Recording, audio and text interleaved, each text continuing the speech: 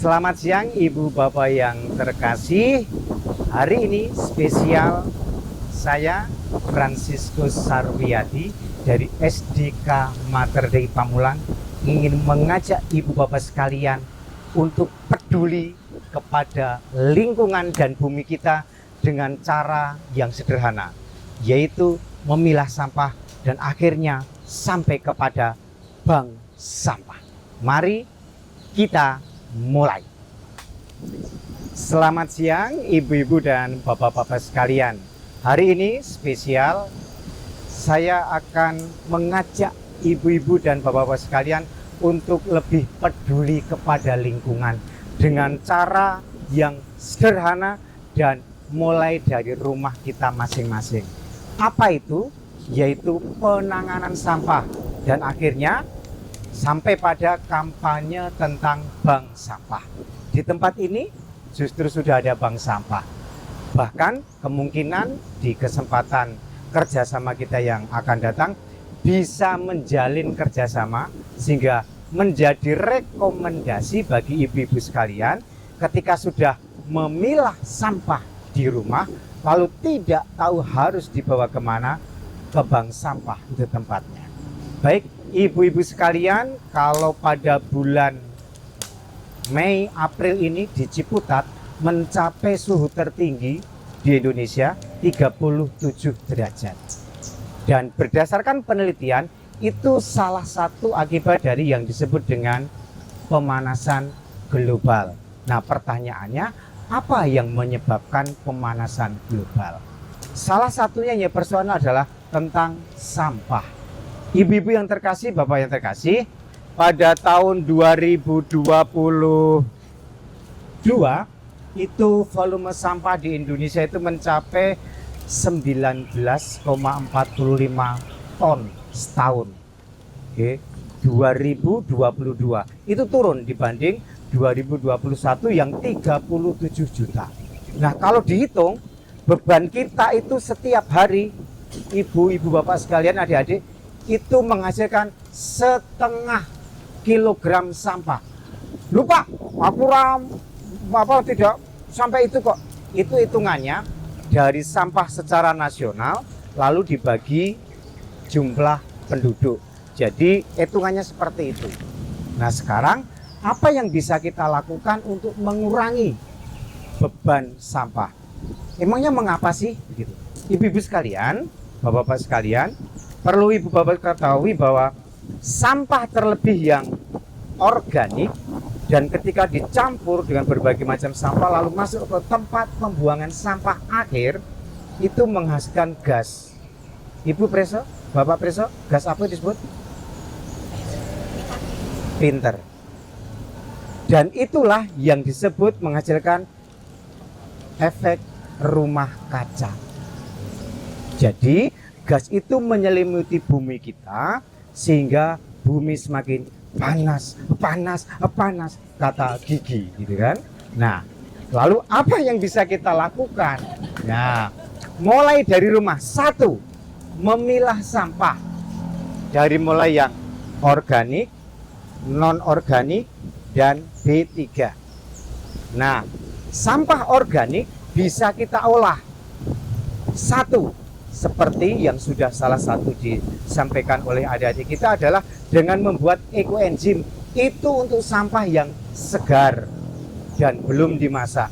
Sedangkan sampah-sampah yang sudah dimasak atau kalau buah sayur sudah bau nggak enak nih gitu, itu masuk ke pengomposan atau pupuk cair atau media tanam langsung. Kalau ibu-ibu tidak mau nunggu lama, nunggu diolah selama 1 bulan 2 bulan baru bisa untuk media tanam, bisa langsung dimasukkan ke tanaman dengan disertai ada bakteri pengurai. Di pasaran sudah bisa membeli cuma modal jempol, langsung sampai 3 hari ya toh? Nah, itu yang pertama. Yang kedua adalah sampah non-organik.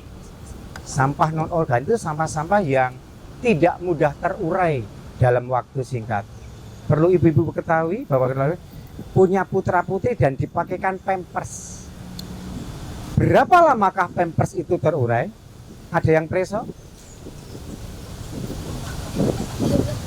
3 bulan, terlalu cepat.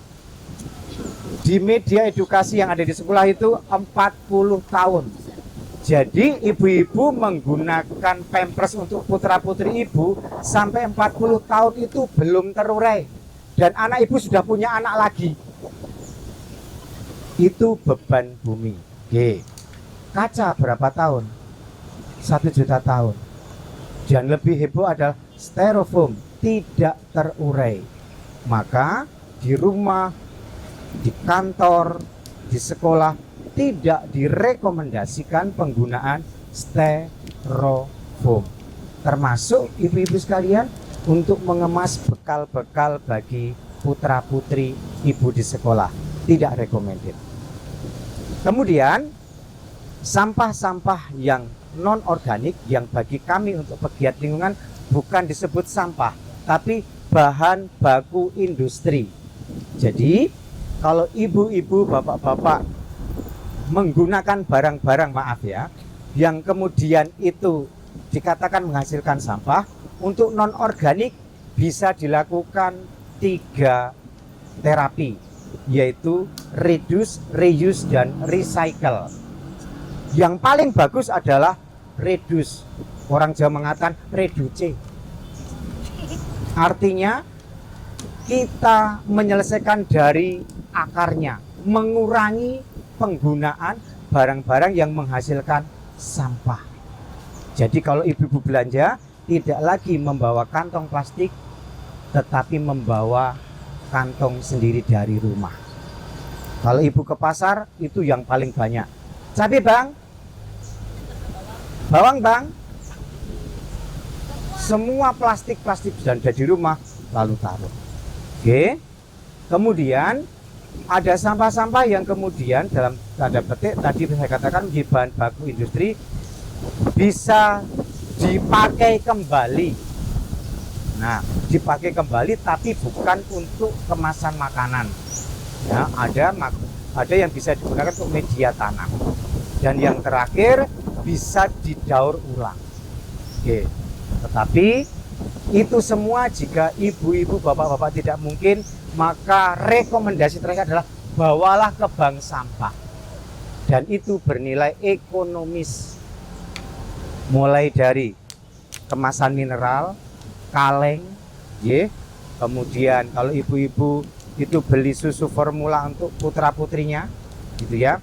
Tapi bagus, bukan susu formula, tapi susu asli dari bunda. Itu lebih sehat dan murah, praktis, dan itu menyehatkan dan recommended untuk putra-putri ibu. Oke. Kemudian sampah yang dibawa ke bank sampah itu diharapkan dari rumah. Kalau misalnya